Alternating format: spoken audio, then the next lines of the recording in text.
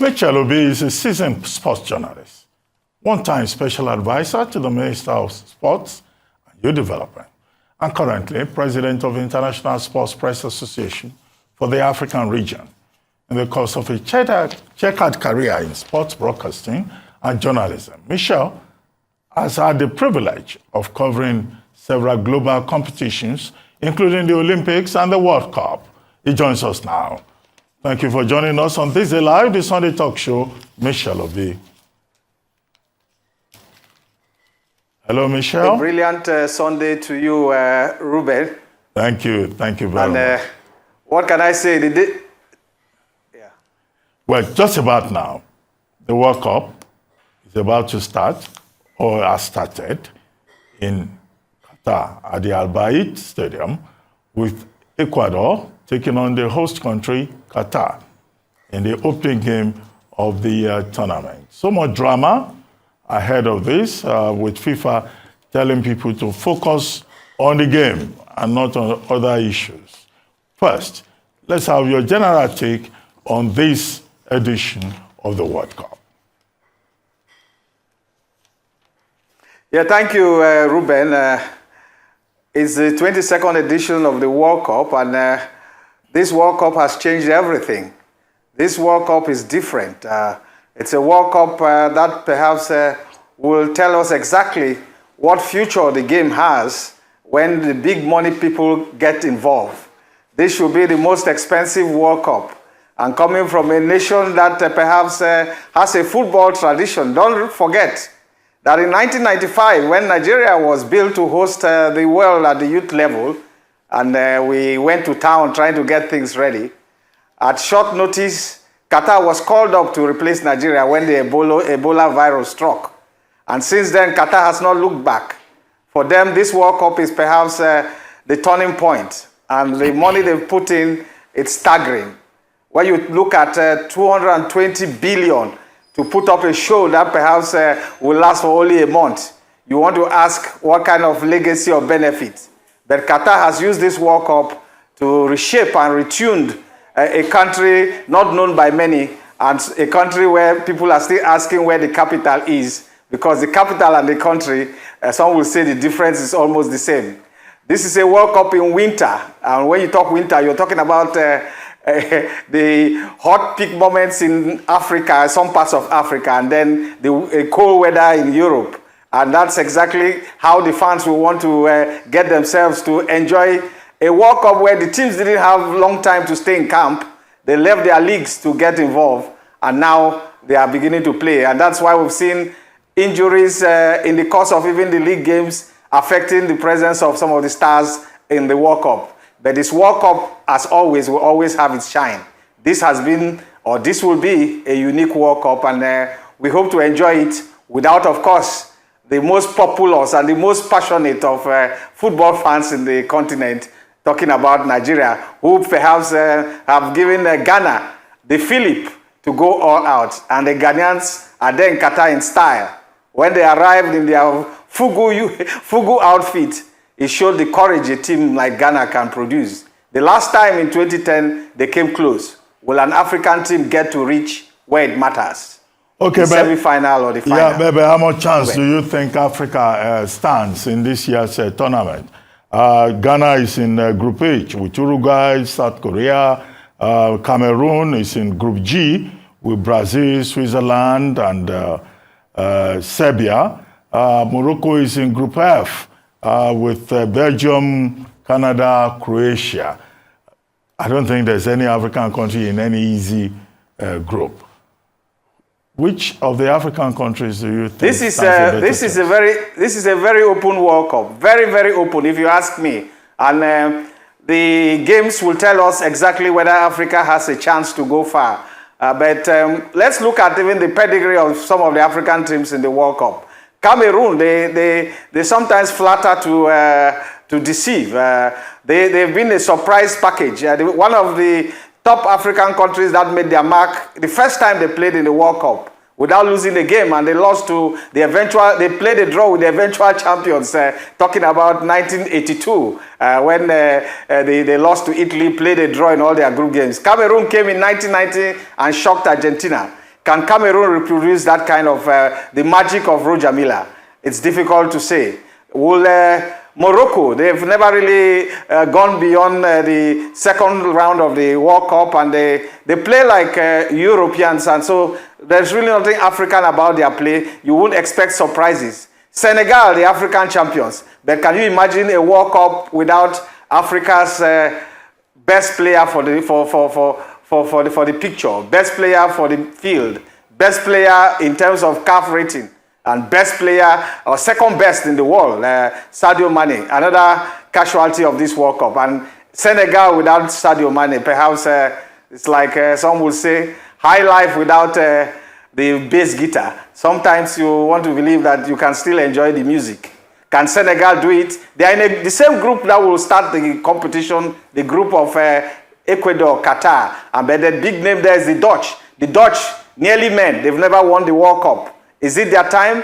I think Senegal can show us something. They missed it last time in Russia by just the fact of yellow card. That's what stopped them from getting to the second round. This time, they have the confidence of African champions. They have the confidence of players who have seen the best of times with the game, but then they will be missing the man who really can inspire them. But inspiration can always come, like we know of teams that get to win the World Cup. The star emerges. Well, Senegal still has Edouard Mendy, Ismail Assar, and Koulibaly. But Sadio Mane is not the only player that is missing at the World Cup. Karim Benzema, France, the defending champions. Karim is a sad one. Here is a player making a return to the national team, and with his age, you would think Karim has to enjoy himself with a World Cup. But then, as they say, man proposes, sometimes also man disposes, Ruben. Well, Martin Boy from Australia is also not going to be there. Romelu Lukaku may also not make it. But would that affect the quality of play, considering the fact that we still have Ronaldo there for Portugal, we have Lionel Messi for Argentina, and we have so many other players there. Brazil is fielding Casemiro and others. They say the names are for the fans, but the game for the coaches. And every national team will want to put up a team that should help fly their flag very well. And in the World Cup, you are not talking about the player who helps to win the competition. You are talking about the country that goes all out to win. And so the absence of the stars may take away a little shine before the competition starts. But when the competition starts, the focus will go right down to the team. And any team that can get to rise above their drawbacks will show the character of winning the World Cup. 6 games, and you are thinking of the final. Okay, well, when we started this conversation, we quoted Gianni Infantino, accusing the Western media of hypocrisy, and also saying, don't blame FIFA, criticize me. And there are persons who have said, for Qatar, this is sports washing. This is something that Qatar bought to promote its own image. And around that, you can have all that conversation about LGBTQ plus community, and also the planned protest, the One Love Band protest by captains of European teams, and also the controversy about how this is likely to be the dullest World Cup ever. Do you agree? Because people will not be allowed to indulge themselves. I have my thoughts in that regard. Typically, Gianni Infantino, he loves the moment, and his press conference yesterday was true to type. He says he feels, but we know the real Infantino. The real Infantino is the man who comes to Africa to have control in imperial style, the one who installs the kind of leadership he wants. That's the Infantino we see. The Infantino we know who wanted to stop even the last Nations Cup in Cameroon, using COVID as the cloak. So Infantino, yes, he has to protect the game. That is his forte as president of FIFA. He has everything to do to stop what thoughts may affect eventually the revenue, because Infantino loves the money that comes in with the World Cup, and you cannot afford to disturb the World Cup. That will affect FIFA's revenue. And FIFA is all about what they can give. And that's why Africa, South America, and some other continents apart from Europe will stay away from even challenging Infantino as president of FIFA in the next election coming up, interestingly, in Africa, Ruben. And so it talks about the migrant workers. One thing must be said about Qatar. They started this journey in 2010. 12 years later, they've made progress. They are hosting the World Cup. People should give that little country credit, even if they have splashed whatever money they have. They've gone for it like a night in the tournament, and they are showing the world that small is beautiful, that small can make a difference. And perhaps there is a lesson there. When you build your whole developmental or you structure, you look at your infrastructural expansion anchored on the canvas of sports like football or a World Cup. It's a fresh way of fast-tracking development. And I think Qatar has done its bit, and we have to hail them for at least the show they put on. The good thing for me, again, is that even with Qatar, there is legacy benefits. At the end of this competition, they intend to dismantle some of the modular stadia and take it to countries in Africa. That perhaps is one of the things they said when they wanted to host. I hope they keep to that promise. But look at all World Cups. In South Africa, they talked about the robbery, they talked about the discrimination. So many things happened. But when the game started and ended, South Africa became the hidden secret. Qatar may just find that the World Cup will be perhaps the game changer. Let's, as I say, let's wait and watch. And for some of us who will be there, perhaps an opportunity to assess what it takes to really not only put money, but get full value for money. Okay, let's talk about Nigeria. Nigeria is not going to be part of this World Cup.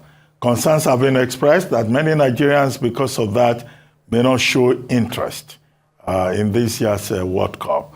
But some people argue that in any case, Nigerians know these international stars who will be there, and they will still be interested in watching their stars. But that notwithstanding, there are 7 Nigerian stars who are going to be there, playing for Germany, Canada, England,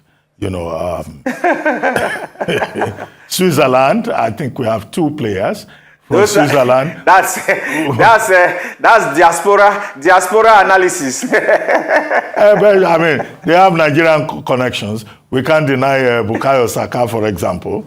We can't deny that Karim Adeyemi, who is playing for Germany, is from here. Nor can we deny Akonji or Kafo, who are both playing for Switzerland.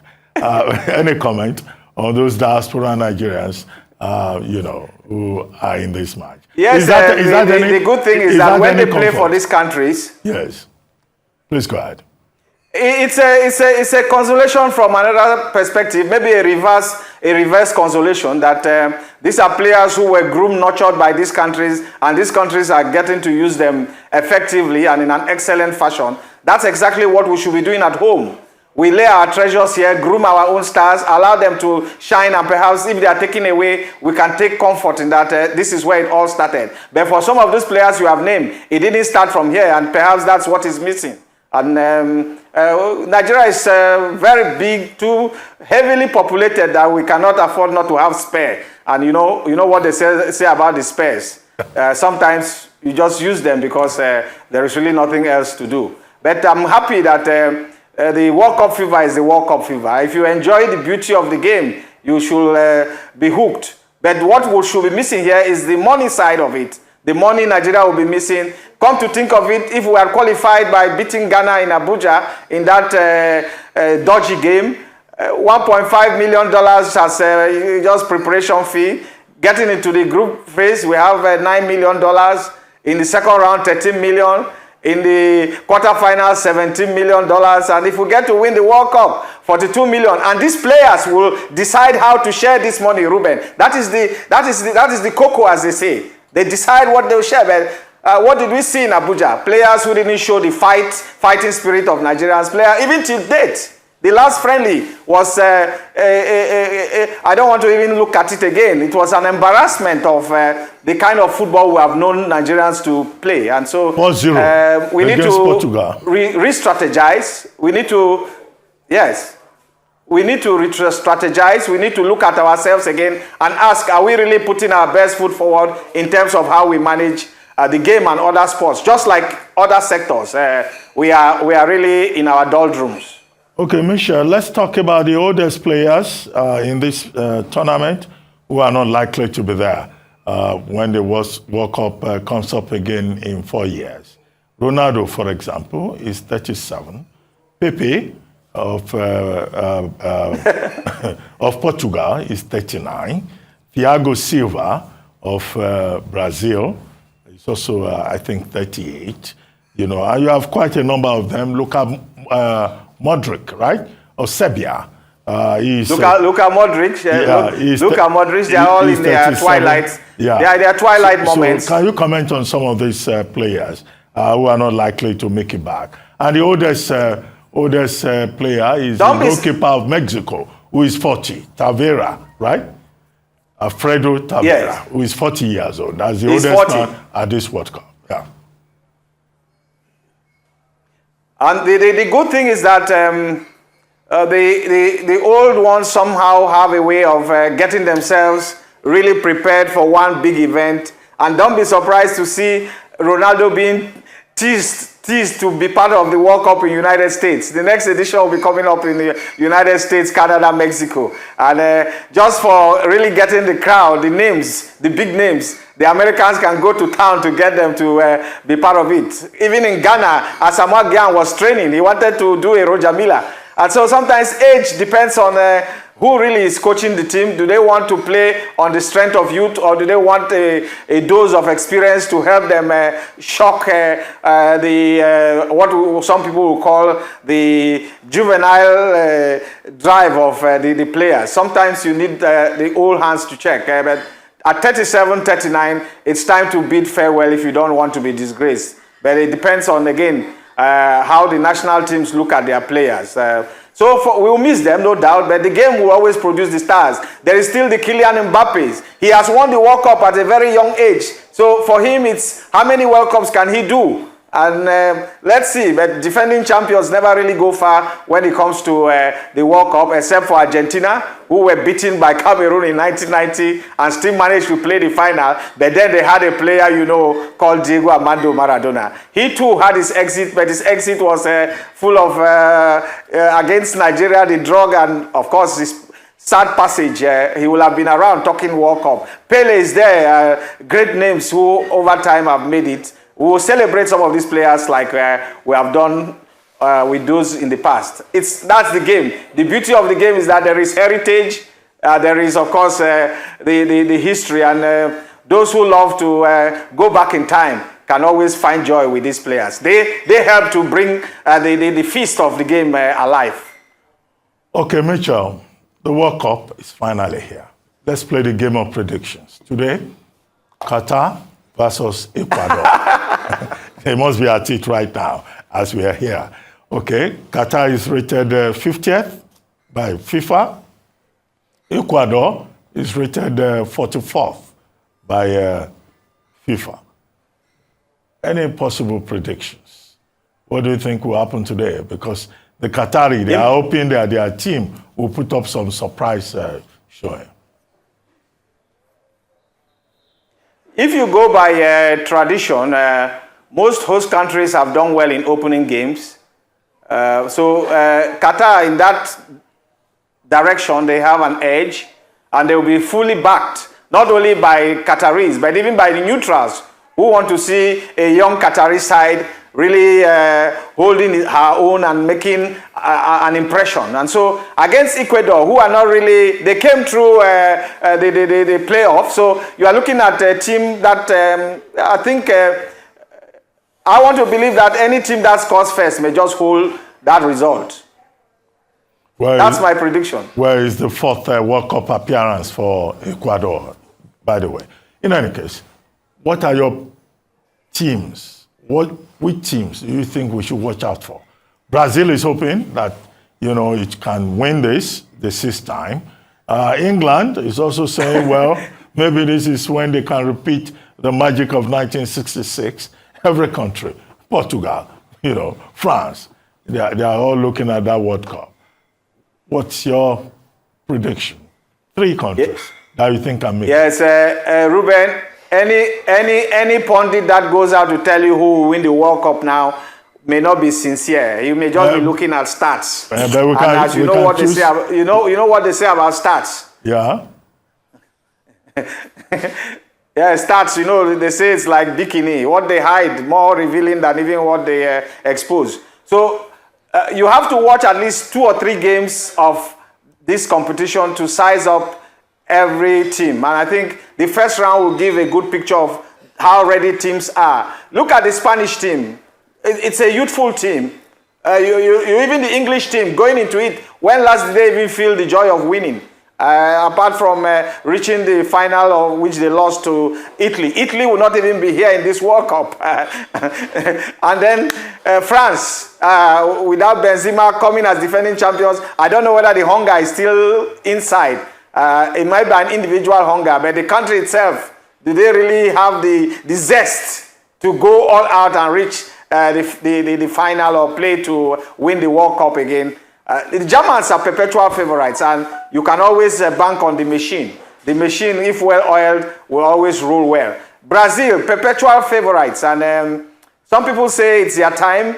The last time they hosted, you know what happened in the semi-final. They were battered right in front of their crowd by the Germans. Not a good one. In Russia, we also saw them. Belgium, these are teams that also have pretended over time. They've shown that they have the team, but do they really measure? Do they carry the composite courage to go all out? I think this is a competition we'll see a new champion.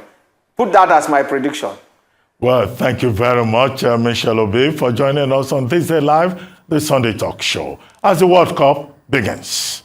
And we look forward to weeks of excitement.